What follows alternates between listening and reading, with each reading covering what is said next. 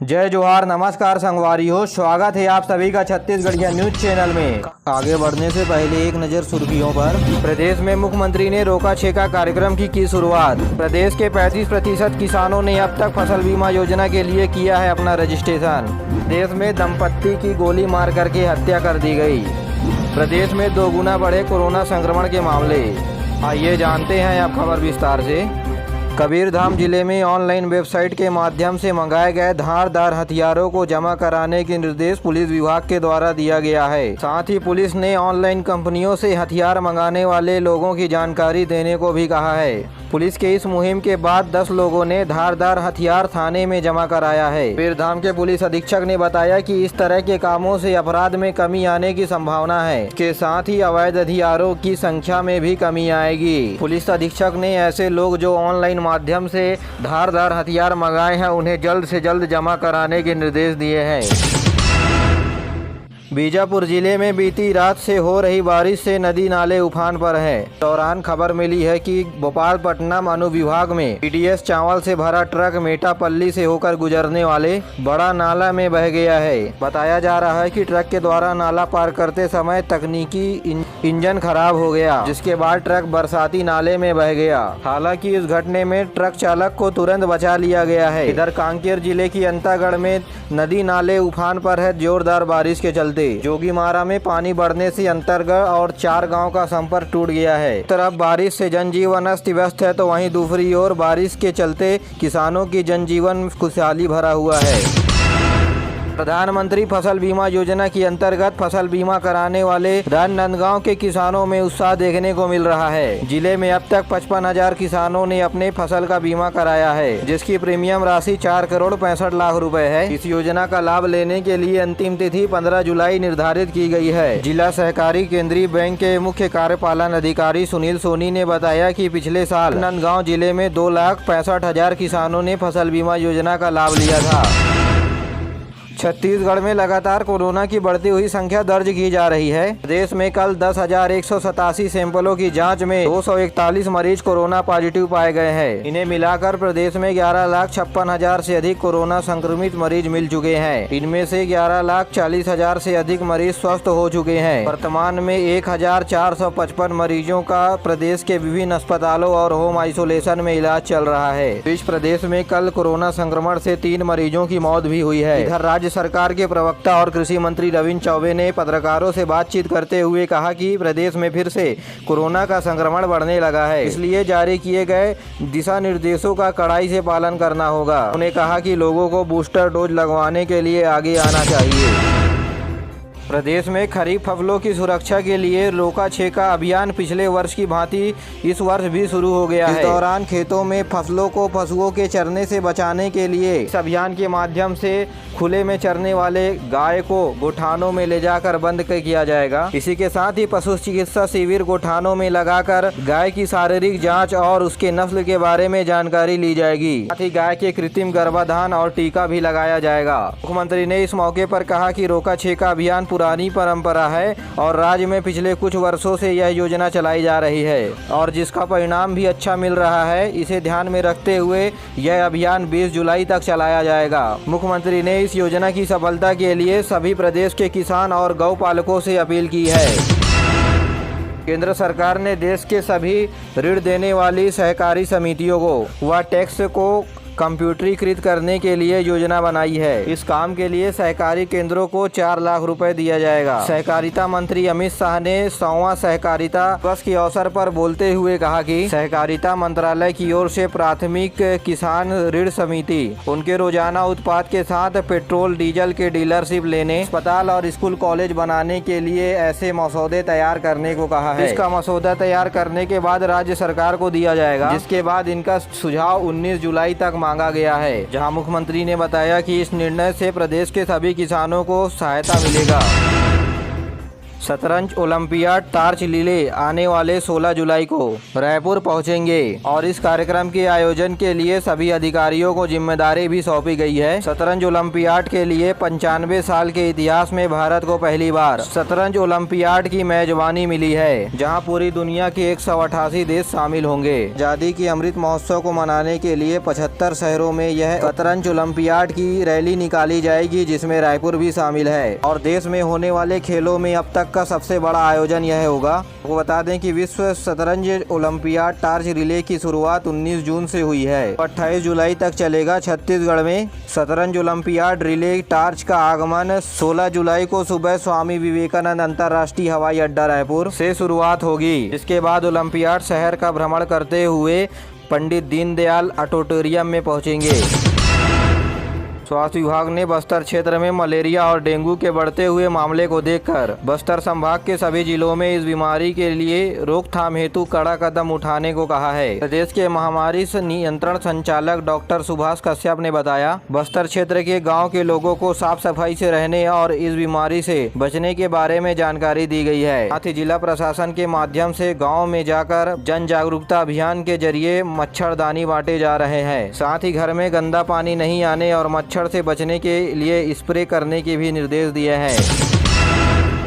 जशपुर जिले में अज्ञात लोगों ने एक दंपत्ति की गोली मार करके हत्या कर दी। जानकारी के मुताबिक कांसाबेल दोबड़ा क्षेत्र में गांव के नवा टोली में बीती रात 3 अज्ञात बदमाशों ने घर में घुसकर संदीप पन्नालाल के व्यक्ति एवं उनकी पत्नी को गोली मारकर हत्या कर दी। इसके चलते मौके पर ही इन दंपतियों की मौत हो गई। पुलिस ने इस मामले को संज्ञान में लेते हुए जांच शुरू कर दी है। वहीं नेता प्रतिपक्ष धर्मलाल कौशिक इस मामले की जानकारी लेते हुए लोगों को प्रदेश में बढ़ते हुए अपराध के बारे में बताया है और जशपुर में हुए घटना पर अपनी सद्भावना व्यक्त की है। उन्होंने कहा कि राज्य सरकार को ऐसी घटनाओं पर अंकुश लगाने के लिए ठोस कदम उठाना चाहिए। उन्होंने प्रदेश के गृह मंत्री ताम्रध्वज साहू से निवेदन किया है कि इस घटना को संज्ञान में लेते हुए तुरंत बैठक बुलाकर ठोस कदम उठाएं।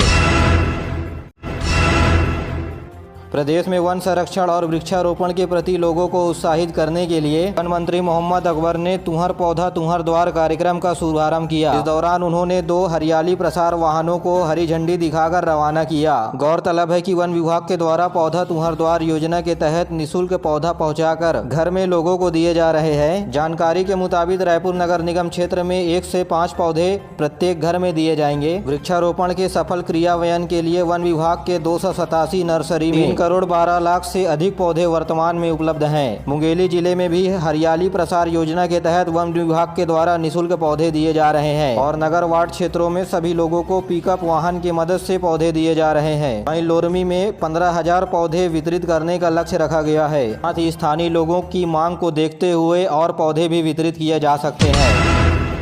तरह में जनसंख्या स्थिरीकरण के तहत सारथी रथ चलाया जा रहा है। इस रथ के माध्यम से परिवार नियोजन का प्रचार प्रसार किया जाएगा। ये रथ जिले भर में लोगों को परिवार नियोजन के स्थायी साधन, नसबंदी और अस्थायी साधनों की जानकारी देगा। दुर्ग के दाऊ वासुदेव चंद्राकर कामधेनु विश्वविद्यालय में वन महोत्सव का शुभारंभ किया गया। इस मौके पर विश्वविद्यालय परिसर में पौधारोपण किया गया, जहाँ अध्यापक समेत छात्रों ने भी हिस्सा लिया। कार्यक्रम में पौधों की संरक्षण और संवर्धन के बारे में भी जानकारी दी गई। वहीं विश्वविद्यालय को ऑक्सीजोन के रूप में विकसित करने के लिए शपथ ली गई। कृषि मंत्री रविंद्र चौबे ने फसल बीमा जागरूकता सप्ताह की शुरुआत की। कृषि मंत्री रविंद्र चौबे ने प्रधानमंत्री फसल बीमा योजना के प्रचार प्रसार के लिए रथ को हरी झंडी दिखाकर रायपुर से रवाना किया। यह रथ 15 जुलाई तक ग्रामीण अंचलों में भ्रमण कर फसल बीमा योजना के प्रावधानों के बारे में जानकारी देगी और उन्हें बीमा कराने का प्रोत्साहन देकर बीमा कराने की तरीके के बारे में बताएंगे। फसल बीमा योजना के अंतर्गत किसान सिंचित, असिंचित, अरहर, मूंग, उड़द, दाल, उद्यानिकी फसलों के लिए किसान अपना बीमा करा सकेंगे ताकि फसल खराब होने पर उन्हें एक निश्चित राशि मिल सके। वहीं बिलासपुर के कलेक्टर ऑफिस से प्रधानमंत्री फसल बीमा योजना के रथ को हरी झंडी दिखाकर रवाना किया गया।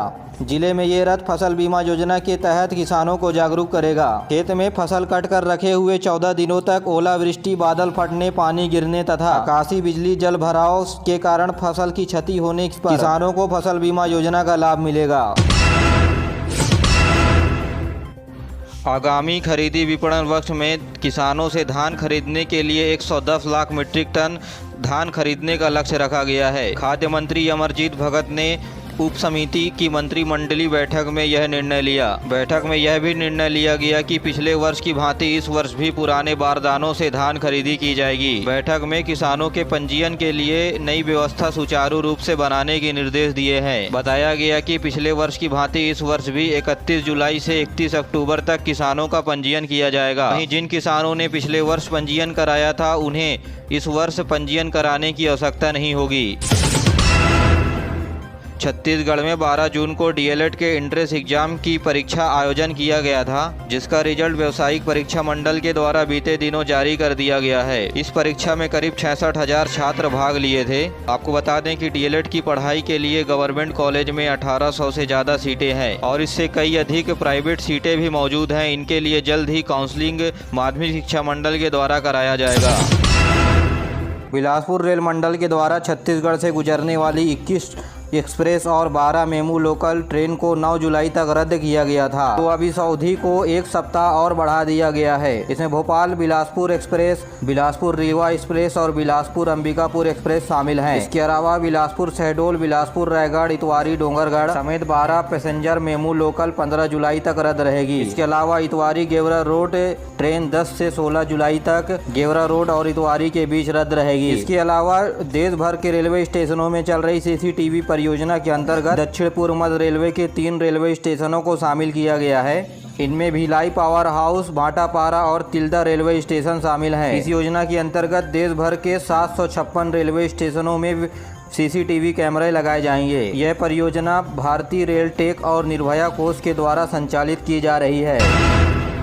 प्रदेश भर में संचालित हो रहे स्कूलों में प्रार्थना सभा की शुरुआत प्रदेश के राजकीय गीत के साथ की जाएगी। कुल शिक्षा विभाग के लिए शैक्षणिक सत्र 2022-23 के लिए प्रार्थना सभा के लिए यह निर्देश जारी किए गए हैं। इस निर्देश के मुताबिक 1 मिनट 15 सेकंड के लिए राजकीय गीत अरपा पैरी के धार गाया जाएगा। शपथ के लिए 1 मिनट, प्रेरणा गीत के लिए 2 मिनट, समाचार पत्र वाचन के लिए 5 मिनट, नैतिक कहानियों के लिए 5 मिनट और राष्ट्रगान के लिए 52 सेकंड का समय निर्धारित किया गया है। विद्यार्थियों के द्वारा राष्ट्रगान के साथ प्रार्थना सभा का समापन किया जाएगा। राज्य सरकार ने कहा है कि शिक्षा के अधिकार आरटीई के तहत निजी स्कूलों में गणवेश तथा पाठ्य पुस्तक और लेखन सामग्री निःशुल्क उपलब्ध कराना जरूरी है। संचालनालय लोक शिक्षा ने प्रेरित किया है कि निजी स्कूलों में संचालित स्कूलों में आरटीई के तहत छात्र अध्ययनरत हैं, उन विद्यालयों की मॉनिटरिंग के साथ सरकार की नियमों का कड़ाई से पालन किया जाए। गौरतलब है कि उच्च न्यायालय के पारित निर्णय के अनुक्रम में शिक्षा विभाग के द्वारा यह निर्देश जारी किया गया है। के तहत आरटीई के तहत एडमिशन लेने वाले विद्यार्थियों को शिक्षा के साथ साथ हितग्राही विद्यार्थियों को निःशुल्क पाठ्य पुस्तक, गणवेश, लेखन सामग्री भी उपलब्ध कराना अनिवार्य है। आपको बता दें कि पिछले कुछ दिनों से यह संज्ञान में आया था कि कुछ निजी विद्यालयों के द्वारा हितग्राही विद्यार्थियों को यह सुविधा उपलब्ध नहीं कराया जा रहा था, जो उच्च न्यायालय और शासन के आदेशों का उल्लंघन है। आज के लिए बस इतना ही। वीडियो पसंद आए तो वीडियो को लाइक करें, चैनल को सब्सक्राइब करें और अपने दोस्तों के साथ जरूर शेयर करिए। दीजिए मुझे इजाज़त, मिलते अगले वीडियो में। तब तक के लिए जय हिंद, जय छत्तीसगढ़।